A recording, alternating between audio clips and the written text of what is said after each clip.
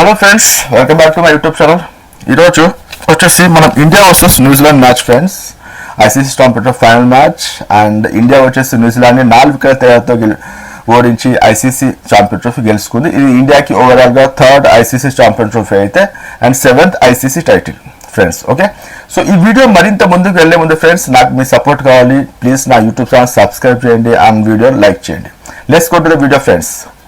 So ఇక్కడ friends India versus New Zealand match. ఇక్కడ మనకి న్యూజిలాండ్ వచ్చేసి టాస్ గెలిచి బ్యాటింగ్ ఎంచుకుంది.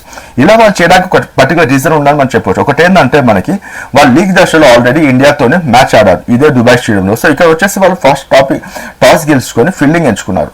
ఆ టైంలో ఇండియా 250 ఇండియా ఇచ్చిన టార్గెట్ వాళ్ళు చేస్ చేయలేదు, ఆల్అౌట్ అయ్యారు. సో వాళ్ళకి స్పిన్ బౌలింగ్ అనేది సెకండ్ బ్యాటింగ్లో కొంచెం ఇబ్బందిగా అయింది. సో నాకు తెలిసి వాళ్ళు ఫైనల్లో డెఫినెట్గా బ్యాటింగ్ ఎంచుకుంటారు అనుకున్నారు. సో నాకు బ్యాటింగ్ ఎంచుకున్నారు.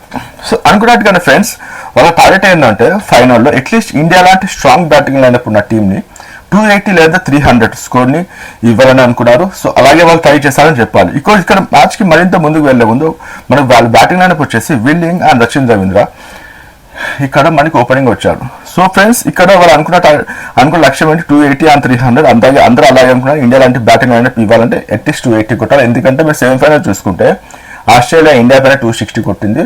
సో అయినప్పటికీ అక్కడ ఇండియా ఆస్ట్రేలియాని ఓడించింది. కానీ ఇక్కడ న్యూజిలాండ్ వచ్చేసి బ్యాటింగ్ బాగా స్టార్ట్ చేస్తారు. వచ్చేసి మనకి Rachin Ravindra and William opening batting వచ్చారు. వీళ్ళు చాలా బాగా ఆడారని చెప్పాలి.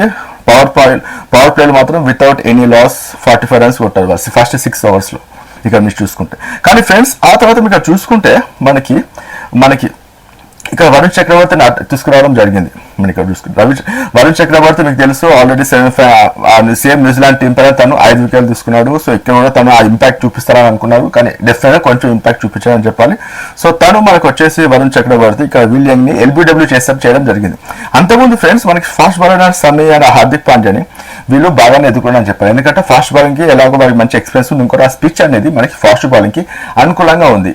సో ఫాస్ట్ బాల్ స్పిన్ అవడం కొంచెం కష్టంగా ఉంది. సో అందుకే మన రోహిత్ శర్మ ఇక్కడ మనకి స్పిన్నర్ తీసుకురావడం జరిగింది వరుణ్ చక్రవర్తి. సో వరుణ్ చక్రవర్తి ఇక్కడ ఎల్బీ చేసేసి విలియంని అవుట్ చేశారు ఫ్రెండ్స్. అద్భుతంగా బౌలింగ్ చేస్తారు చెప్పాలంటే.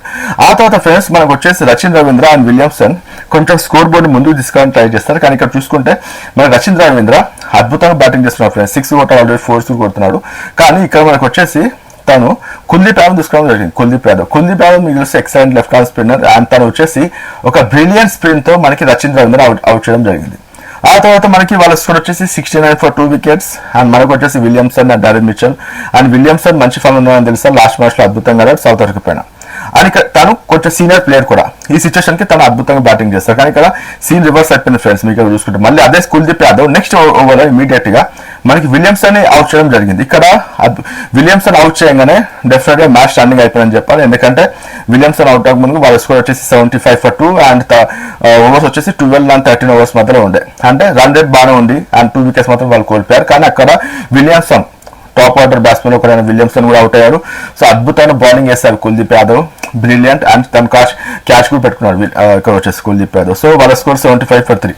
ఆ తర్వాత ఫ్రెండ్స్ మిడిల్ ఆర్డర్ చూసుకుంటే డారెన్ మిచెల్ అండ్ లతం పైన కొంచెం స్పెషల్ గా పడింది. ఎందుకంటే మనకి ఇండియా బౌలింగ్ అనేది మొత్తం ప్యూర్ గా కుల్దీప్ యాదవ్, వరుణ్ చక్రవర్తి, అక్సర్ అండ్ రవీంద్ర చౌదరి వీళ్ళు 4 స్పిన్నర్స్ ఉన్నారు. 4 స్పిన్నర్స్ తో రోహిత్ శర్మ బౌలింగ్ అటాక్ చేయడం జరిగింది. కానీ ఇక్కడ చూసుకుంటే ఫ్రెండ్స్ కొంచెం స్కోర్ బోర్డ్ ముందుకు వెళ్ళింది. 100 దాటిపోయింది. అందరూ కొంచెం బెటర్ గా ఉంది వాళ్ళది. కాకపోతే టామ్ లతన్ లెఫ్ట్ హ్యాండ్ బ్యాట్స్మెన్ అక్కడ తను కూడా అవుట్ అవడం జరిగింది.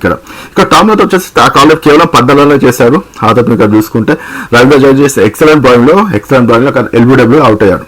ఇది ఫ్రెండ్స్. ఆ తర్వాత మనకి 108 ఫర్ 4 వికెట్స్ వరకు పడ్డాయి. ఆ తర్వాత ఇక్కడ చూసుకుంటే మనకి గ్లెన్ ఫిలిప్స్ వచ్చారు. గ్లెన్ ఫిలిప్స్ అలా మనకి అందరూ తెలుస్తే అద్భుతమైన క్యాచెస్ పెడతా ఉన్నారు తను.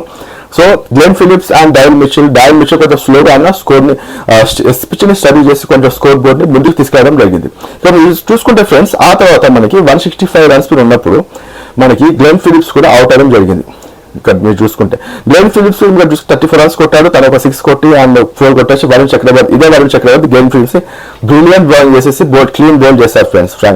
సో ఇక్కడ వాళ్ళ స్కోర్ వచ్చేసి 165 అండ్ ఇక్కడ వచ్చేసి వాళ్ళ స్కోర్ బోర్డ్ కొంచెం స్లోగా వెళ్ళింది.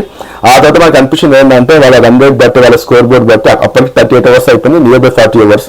మరి అక్కడ వచ్చేసి డావిడ్ వచ్చి స్లోగా ఆడుతున్నాడు, ఎందుకంటే తనపై కొంచెం స్పెషల్ అని చెప్పాలంటే. ఈ టైంలో ఫ్రెండ్స్ మనం అందరూ ఏమనుకున్నామంటే స్కోర్ బోర్డ్ 200, 220, 230 వెళ్తున్నాయో డౌట్ అనిపిస్తుంది, ఎందుకంటే ఆల్రెడీ 40 ఓవర్స్ అయిపోయింది. సో 5 వికెట్స్ వాళ్ళకి పడిపోయినాయి. మనకి బ్యాట్స్మెన్స్ పెద్ద వచ్చేసి మిచెల్ శాంటర్ అండ్ ఇక్కడ డావిడ్ మిచెల్ పైన కొంచెం స్పెషల్, తను కొంచెం స్లోగా ఆడడం జరిగింది. కానీ ఇక్కడ చూసుకుంటే సీన్ అంతా రివర్స్ అయిపోయింది. ఆ తర్వాత మనకు వచ్చిన బ్యాట్స్మెన్ వచ్చేసి మీరు ఇక్కడ చూసుకుంటే Michael Bracewell. So Michael Bracewell friends చివరిలో న్యూజిలాండ్ ని స్కోర్ కొంచెం 250 వరకు తీసుకెళ్ళి మెయిన్ డిజైన్ అని చెప్పాలి. తను చివరిలో 6 and 4 కొట్టి నాట్అవుట్ గా నిలిచి 40 balls హాఫ్ సెంచరీ చేసేసి స్కోర్ వచ్చేసి 251 వరకు తీసుకెళ్ళాలి ఫ్రెండ్స్. చెప్పాలంటే 251 చెప్పాలంటే ఫ్రెండ్స్ మంచి టోటల్, ఎందుకంటే ఈ స్పిచ్ పైన మనకి పాకిస్తాన్ అంటే స్పిచ్ కాదు, ఇది డ్రై స్పిచ్. అండ్ దుబాయ్లో ఆల్రెడీ మీకు చూసారు చాలా మ్యాచెస్, ఇండియా 240 స్కోర్ ని చేర్చడానికి కూడా కొంచెం ఇబ్బంది పడింది. అండ్ వేరే టీం చాలా ఇబ్బంది పడ్డారు చెప్పాలంటే, ఎందుకంటే ఈ స్పిచ్ అనేది ప్యూర్ డ్రై స్పిచ్ మనకి ఇది ఫ్రెండ్స్. ఆ తర్వాత ఫ్రెండ్స్ ఇండియా బ్యాటింగ్ గురించి చెప్పుకుంటే 251 runs coming to the great India. And ఇక్కడ చూసుకుంటే 251 runs టార్గెట్ వస్తుంది ఇండియా వచ్చిన ఇండియా. రోహిత్ శర్మ అండ్ శుభ్మన్ గిల్ మీరు చూసుకుంటే, రోహిత్ శర్మ మీకు తెలుసు టోర్నమెంట్ లో అంత పెద్ద టచ్ లో అయితే లేడు. ఫస్ట్ మ్యాచ్ లో బంగ్లాదేశ్ పైన కొంచెం బాగా ఆడాడు. ఆ తర్వాత మనం చూసుకుంటే మనకి కొంచెం అన్ఫార్చునేట్ ఒక హాఫ్ సెంచరీ లేదు, కాకపోతే తను కొంచెం మంచి టచ్ ఇస్తున్నాడు స్టార్టింగ్, అంటే స్టార్టింగ్ బాగా ఇస్తున్నాడు. కానీ ఇక్కడ చూసుకుంటే ఈ మ్యాచ్ లో మాత్రం రోహిత్ శర్మ దానికి భిన్నంగా మీరు అంటే భిన్నంగా అంటే మరి భిన్నంగా కాకపోతే తను స్టార్టింగ్ తో చాలా అద్భుతమే, కానీ తను అవుట్ అవ్వలేదు. మన స్కోర్ వచ్చేసి ఫ్రెండ్స్ ఒక వర్షం మీరు చూసుకుంటే రోహిత్ శర్మ శుభ్మన్ గిల్ స్టార్ట్ తో ఒక రేంజ్ లో ఇచ్చారు చెప్పాలంటే. 50 runs no wickets, 100 runs also no wicket. ఇక్కడ మీరు చూసుకుంటే మనం 100 runs దాటిపోయాము. ఇక్కడ చూసుకుంటే శుభ్మన్ గిల్ స్లోగా ఆడడం జరిగింది, ఎందుకంటే already Rohit Sharma 6s, 4s, తన లెఫ్ట్ సైడ్ లో 6s, straight 6s and 4s and boundaries excellent shots. Rohit Sharma shots friends ఇవో చూసుకుంటే మనకి ఒకప్పుడు సచిన్ టెండూల్కర్ ఉంటే ఎలా ఆడుతున్నాయో అలాంటి షాట్స్ కొట్టడం జరిగింది లిటరల్లీ. మీరు ఒకసారి చూడకపోతే హైలైట్ చూడండి, రోహిత్ శర్మ బ్యాటింగ్ సూపర్ ఉందని చెప్పాలి. ఆ తర్వాత ఫ్రెండ్స్ మనకి 100 స్కోర్ దాటిపోయింది. సో శుభ్మన్ గిల్ వచ్చేసి మిచెల్ శాంటర్ బాల్ లో అనవసరమైన షాట్ అనిపించింది, కానీ ఓకే ఆ టైంలో అలాంటి షాట్స్ సపోర్ట్ అవుతా ఉంటాయి. Glenn Phillips Mitchell Santner ball లో గ్లెన్ ఫిలిప్స్ ఇక్కడ క్యాచ్ చేసి తను అవుట్ అవ్వడం జరిగింది. సో మన స్కోర్ వచ్చేసి 105 for 1 wicket. అండ్ అయినప్పటికీ మన స్కోర్ 252 runs టార్గెట్ కాబట్టి మనకు ఆల్రెడీ అప్పటికి విరాట్ కోహ్లీ, శ్రేయస్ అయ్యర్, మన హార్దిక్ పాండ్యా మంచి స్ట్రాంగ్ బ్యాట్స్మెన్స్ ఉన్నారు. కానీ ఇక్కడ కొంచెం సీన్ రివర్స్ అని చెప్పాలి కొంచెం లైట్, ఎందుకంటే ఆ తర్వాత వచ్చిన విరాట్ కోహ్లీ కేవలం 1 run కి ఎల్బీడబ్ల్యూ అవడం జరిగింది మిచెల్ బ్యాట్స్మెన్. సో ఇక్కడ రన్ చేస్తాను విరాట్ కోహ్లీకి కొంచెం అన్ఫార్చునేట్లీ కొంచెం టైం బాగా చెప్పాలి ఈ బాల్ లో, ఎందుకంటే ఆ బాల్ కొంచెం స్పీడ్ గా వచ్చి అండ్ ఎల్బీకి దాని వికెట్ కి తాగడంతో సో ఎంపైర్ అవుట్ చేయడం జరిగింది ఎల్బీడబ్ల్యూగా. ఆ తర్వాత ఫ్రెండ్స్ మనకి డైరెక్ట్ మ్యాటర్లోకి వెళ్ళిపోతే ఇక్కడ మనకి ఆ తర్వాత మనకి రోహిత్ శర్మ సెంచరీ కొడతాం అనిపించింది. అప్పుడు రోహిత్ శర్మ మంచి టచ్ ఉన్నాయని చెప్పాలి. తను ఇంకా 4 6s కొట్టి 76 runs వద్ద ఉన్నాడు. అన్ఫార్చునేట్ గా తను ఒక 6 కొట్టడానికి ట్రై చేసి రష్యన్ రవీంద్ర బాల్ లో స్టంప్ అవుట్ అవడం జరిగింది. సో స్కోర్ వచ్చి 76 runs. అంటే కొంచెం డిస్పాయింట్ అయ్యారు రోహిత్ శర్మ అయితే సెంచరీ కొడతారు మ్యాచ్, ఎందుకంటే తన బ్యాటింగ్ అలా అనిపించింది ఈ రోజు. కానీ 122 for 3 wickets ఫ్రెండ్స్. కానీ లిటరల్ కొంచెం డౌట్ అనిపించింది, అంటే ఇది ఇలా కంటిన్యూ అయితే చేయడం చాలా కష్టం అనిపించింది, ఎందుకంటే అలాగే 3 wickets మనం లాస్ అయ్యాము. Okay top batsmen Virat Kohli, Shubman Gill, Rohit Sharma వీళ్ళందరూ అవుట్ అయ్యారు మనకి వచ్చేసి. సో మన స్కోర్ వచ్చేసి 122 for 3 wickets. బట్ ఇక్కడ ప్లస్ పాయింట్ ఏంటంటే రన్ రేట్ కొంచెం బెటర్ ఉంది మనకి, కానీ మనకు కొంచెం హోప్స్ ఏంటంటే శ్రేయస్ అయ్యర్, మన మిడిల్ ఆర్డర్ చాలా స్ట్రాంగ్ ఉంది చెప్పాలంటే. సో అలాగే సేమ్ మనకి శ్రేయస్ అయ్యర్, అక్షర్ పటేల్ వీళ్ళిద్దరు వచ్చేసి సూపర్ పార్ట్నర్షిప్ చేశారని చెప్పాలి. ఇద్దరు వచ్చేసి హార్డ్లీ 60 runs పార్ట్నర్షిప్ చేసి ఆల్మోస్ట్ మ్యాచ్ ని ముందుకు తీసుకెళ్తారని చెప్పాలి, ఎందుకంటే శ్రేయస్ అయ్యర్ మీకు తెలుసు అద్భుతమైన ఫామ్ ఉన్నాడు అండ్ అక్షర్ పటేల్ చాలా అద్భుతంగా ఆడుతున్నారు బ్యాటింగ్ వచ్చేసి.